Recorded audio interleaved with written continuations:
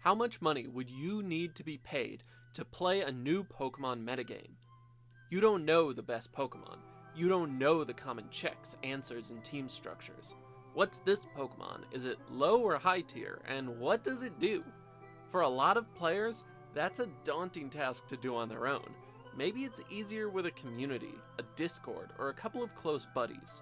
You can make jokes, try meme sets or unique strategies, and develop your own style of gameplay. But still, a whole new metagame? That's a tall order. You'd need to put in a big incentive to make me try a new metagame, especially if I want to take it seriously and enter a competition. How about $900?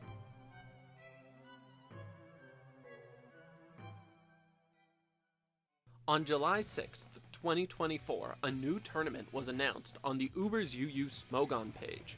Uber's UU Ghosting Tournament, $900 prize pot, which attracted a lot of attention for many different reasons. Firstly, Uber's UU has been the hot new phenomena of the generation, and every top player and community figure has at least been asked about their opinion of Uber's UU, even if they haven't played it. However, many have. It's bringing back conversations about the meaning of tiering, community engagement, and the structure of Smogon. Before Generation 6, Uber's was the ban list for Pokemon, and was considered totally unbalanced on principle. However, Mega Rayquaza pushed the boundaries for power creep, and Smogon realized that a community of Uber's players wanted their own tier to be playable. They had fun in a balanced metagame, and wanted to tier it like any other. Thus, Anything Goes was born, and Uber's became its own tier. If Uber's is a balanced metagame with bans of its own, why build lower tiers from Overused instead of Uber's? That is the question that led to Uber's UU. This format makes sure that dozens of Pokemon do not get left behind, being too good for OU, but too weak for Uber's. All you have to do is discard the high usage Pokemon in Uber's and make a metagame out of what's left. It's exactly how UU works, but with a starting base of Uber's instead of OU. The metagame was recognized by Smogon in November of 2023 and is becoming more legitimized and developed every day. Secondly, the Ghosting Tour, as stated in the name, is not your grandma's tour. This style of tournament is based around cheating. Now, cheating can mean many different things, but on the Pokemon Showdown client, it's really hard to cheat. You can't hack your Pokemon stats, save scum to a previous turn, or create your own items that do everything at once. However, that's not to say you can't cheat at all. Pokemon is a game where every turn matters and information is king. In many games like this, two heads are better than one. Almost all prestigious strategy games like this have rules against outside help, whether it's Discord conversations or a little whisperer in your ear or in other locations. Getting help from other players during your match is ghosting, and is usually forbidden in Smogon battles. But breaking the rules can be just as fun as playing by them. Ghosting often happens in Discord calls or YouTube live streams, where chat or another player watches along and gives their thoughts and feedback on ladder or in a non-competitive or non-tour environment. So, what if that was an entire format of tournament, however? Ghosting tours as a concept are born from this. In this format, you sign up as a group of 3 and post your chat logs or voice logs to prove you were quote-unquote cheating. You were helping each other out. You were discussing. It's a great way to bring people into communities or just to have a good time with friends, and it makes for great YouTube content. I think it attracted a lot of people, but we need one last thing to sweeten the deal.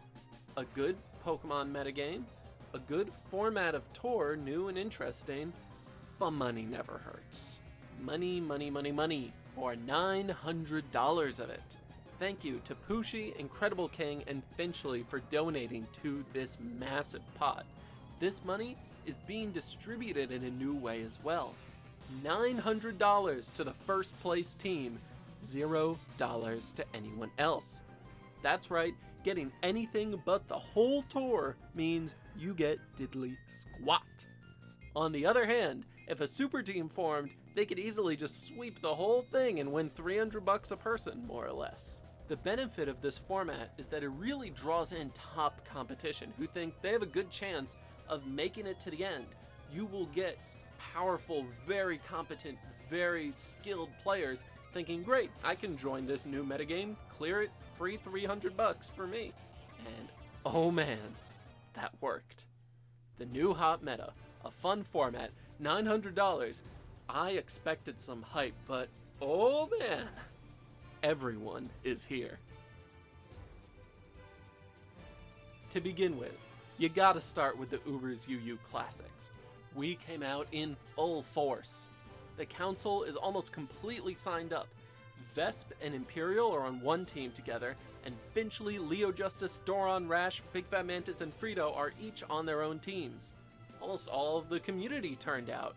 You have people like Dino, Avalog Simp, Icy Scream, Uramus, Flown Victini, Volt Ninja, CW, creator of some Tube Knight, Lovely Luna, Bella Mazelnite, so many people, PTK, and more, who spend so much time on our Discord and their own little sub-communities. You should come check out our Discord community, link in the description. Now, if you're mainly a YouTube viewer, well then first you should subscribe, but you may recognize names like Batty, Shadow, FC, Fishy Roads, Pushi, Entrocephalo, Suzuya, Oof, and Lovely Luna. They've made their way onto the channel by winning games and advancing to top 16, top 8, and even winning tours in the past. But I said everyone, not just the normal Ubers UU players. We've got champions of Smogon from all over the scene. Smogon has tournaments like the Smogon Premier League, the Smogon Championship League, and the World Cup of Pokemon, where players can earn badges on the website by taking home gold in one of these prestigious and highly competitive tournaments. We have huge names in Smogon competing like Gondra, Lax, LPZ, Luthier, Mimikyu, Stardust, Runo, and Taka. We have over 200 players competing from every single scene in the community, and it gets even more hype. We have tier leaders and tippy-top community figures. Now, from Ubers UU, we have yours truly kind squared, and yeah, I feel a little conceited putting myself in this category. We have the leader of the RU tier, Fiend. We have huge Smogon senior staff like Aberforth and Thea. We even have Mr. Big Stall, Mr. OU himself, Finchinator. If you haven't heard of any of these names, you at least heard of him. Or maybe this obscure YouTuber named Blunder? I hear he's got a couple subscribers. Anyone know them? Well, they're signed up. Now, you may not recognize a lot of people on this list. You might say, who should I root for? Who's likely to win? Well, I've got you there. Here's my top 5. In terms of raw Pokemon potential, you might have to give it up for the team BWC, Lax, Fade, and Bia. They have wins in Smogon Premier League, official ladder tournaments, World Cup of Pokemon, random battle team tours, SCL, 3 wins over 2 players I should add, Old Generation Circuit, and Old Generation Smogon Metagame Tournament. They do not have history in this tier, but they have some of the fundamentals and team building experience to absolutely clean house. The next obvious pick for number 2 is the player on top of the Ubers UU scene right now, and his star-powered team, the second one to sign up. FC, Frito, and Aberforth. They have the Ubers UU Council power, longtime Smogon experience, and a decorated tour player. You've seen my last video on FC, so you know he's out for blood and qualified to draw it out. And by blood, I mean hundreds of dollars. The third team most likely to win is Team Peru, in my opinion, which I hope is an all-Peruvian team, I don't know that for sure, of Gondra, Raptor, and Mako. Once again, they're relatively unknown within the scene, but are star-studded in terms of broader tournament wins. Wins in the Ubers Premier League, SCL twice, and Smogon Premier League twice. I'm particularly interested in these teams that are bringing players with Ubers experience. Will they be able to better adapt to this more centralized, high-power metagame, or will the fundamentals of other teams bring them to the top instead? Now, I know many of you who watch Blunder's videos will absolutely be rooting for him, and I've got some good news for you. He's working with some of the best. Not only is Blunder a solid player, but he's ghosting with 3D and Vert. 3D is another random battle tour champion and a deep-rooted community figure. Vert is the heavy hitter, winning the last Sword Shield circuit and the 19th official Smogon circuit. Blunder was playing Uber's UU when it first debuted in November, and Vert has entered a tourney or two of his own, so they have a good mix of metagame experience and broader tour wins. To round out the top 5, I want to bring in some community members who I think have the best chance of showing the old guard what's up. No Spain, No Gain is composed of Doron, Fragments, and Entrocephalo. Doron brings council level experience, great team building, and World Cup of Pokemon victories. Entrocephalo brings more high-level Uber's UU competition experience, and Fragments brings fundamentals with another random battle team tour win. If these players win, it will show you how creative and how skilled our community can be. So, I hope you've picked your favorites because we're entering the first few rounds, and oh boy, the bloodbath has begun. This tour is double elimination, which means the winner's bracket plays every 2 weeks and the loser's bracket plays every week. You lose 2 games and you're eliminated. In round 1, just to even out the bracket, there weren't very many matches.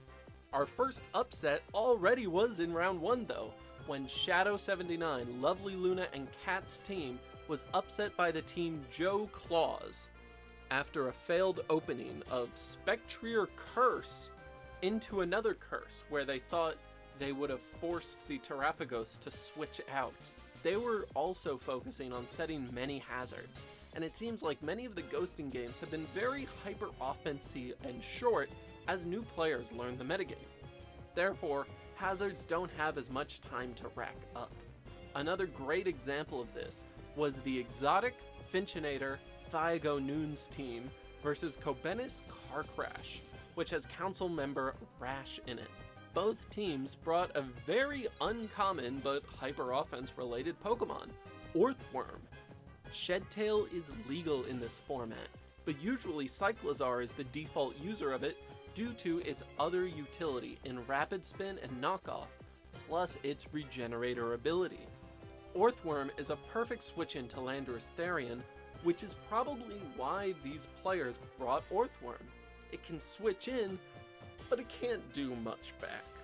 The Car Crash team spent many of their first few turns trying to force a switch from the Finchinator team, but they just stayed in and kept attacking. Ultimately, the Car Crash team may have overthought it a little, so they dropped down to the lower bracket. There was a lot of hyper offense, but one team did bring stall against the so-called Big Stall Council. Despite a deadly Magearna trap by a Terra Ground Gothitelle, the Big Stall Council clearly knew the matchup and could bring home the victory. Lastly, from round 1, I want to bring up one game that let another obscure Pokemon shine. Urshifu Rapid Strike finally had its moment to shine.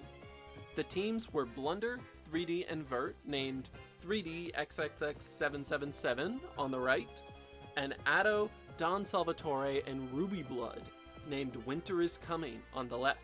The immediate opening was about as perfect of a matchup for the Game of Thrones team as possible, because Scarf Urshifu could completely deny the sticky webs. Galvantula would have been able to outspeed if not for the Scarf, or live with Focus Sash, but the 3D team immediately started out way behind because of Surging Strikes. A Webs team without Webs is basically just cut off at the knees, and a great defensive core of Toxapex for Zacian and Tyranitar for Necrozma Dawnwings perfectly enable Scarf Urshifu and a smart Terrasteel Landorus to pick up the rest of the kills for a clean victory. Blunder is in the loser's bracket. Round 2 had nearly every team compete, so I can't possibly go through all the amazing gameplay that occurred. However, I want to go over some of the biggest highlights. There was a lot of weather offense gameplay. Last week we saw some Archaludon rain and sand, and once again the team Winter is Coming brought an X-Guitar team. Two gigantic defensive staples in the tier are Magearna and Arceus Poison, both of which Excadrill shatters. This Arceus was even an extreme speed variant that needs extra coverage to hit this little funny mole. A couple of big names in the scene were knocked into losers bracket this week. The community staples of Icy Scream, Fishy Roads, and Volt Ninja lost to Suzuya's team, who is often in Uber's UU team tours. Suzuya, Maverick Shooters, and Ampha won with a Sun team, and had a Hatterene that single-handedly brought down the opposing Arceus, and cleaned up with an Necrozma Dawnwings that set its own Trick Room, and set up with a deadly Meteor Beam Power Herb. Sun also picked up wins against the Spanish team of Doron, Entrocephalo, and Fragments. The team by Agent Kevel, ITZB, and Corkscrew featured a Choice Specs Walking Wake that just kept blasting through the team, and Doron's team couldn't keep their pieces healthy for long enough to weather the drought. We also had some great innovations and new strategies being shown off this week. Skyu, Perry, and a Plague Doc were able to take a win from PTK, I Love Bagon, and X Genesect by bringing Dugtrio stall. This Doug actually managed to trap the Magearna in spite of a Terra Water on the mag. The rest of the team crumbled from there on. Pushi's team showed off the power of Calm Mind Lugia, which is one feature mon of Uber's UU that is absolutely too powerful for OU, but never strong enough to do well in Ubers, so I'm very happy it had a chance to shine. These showings were creative, but were they funny? I don't know, but I know who is funny. Moissanite.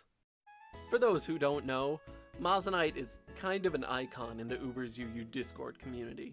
They cook some incredibly dumb, strong, and incredibly creative sets. I have lost to Moissanite as I use serious teams and Maz uses mono choice specs with Palafin, or completely separate from that, beating me mono choice band including a Spectrier. They're always using something clever, and this tour was no different. They loaded up with their team of Big Daddy Addy and Incredible King with a level 1 Donphan. It's your classic Fear strats, but slightly better. With Shed Shell and Sturdy, Donphan can stay healthy and proc Sturdy multiple times. Endeavor plus Priority or Sand Chip secures kills, and this Donphan got a kill on Chi-Yu and did massive damage to a Palafin. It also remained a threat throughout the entire match, as it kept getting healed up by a Wish a la Momola. Thunder Games, Ember Cecilia, terrible player, I'm sorry this happened to you. It happens to the best of us, but sometimes Moissanite just rolls you. But now comes week 3, and this is when I'm recording the video. Bodies are beginning to hit the floor. The elimination rounds are coming out. Who are you rooting for? Would you rather see Leo Justice, Council Leader, progress? Or are you a fan of Runo, a Titan in RU? Have you been following the rise of Council member Rash? Or do you think the PU Premier League champion Taka could overtake them? If you had to guess between Blunder and Doron, the Pokatuber versus the community member, who would you pick? All of these matches and many more will be decided by the time this video goes live, so I hope you go check them out. All the links are in the description. We've got an amazing bloodbath of a tournament, and I promise you've never seen quite so many fun and unique strategies, Pokemon, and games ever before.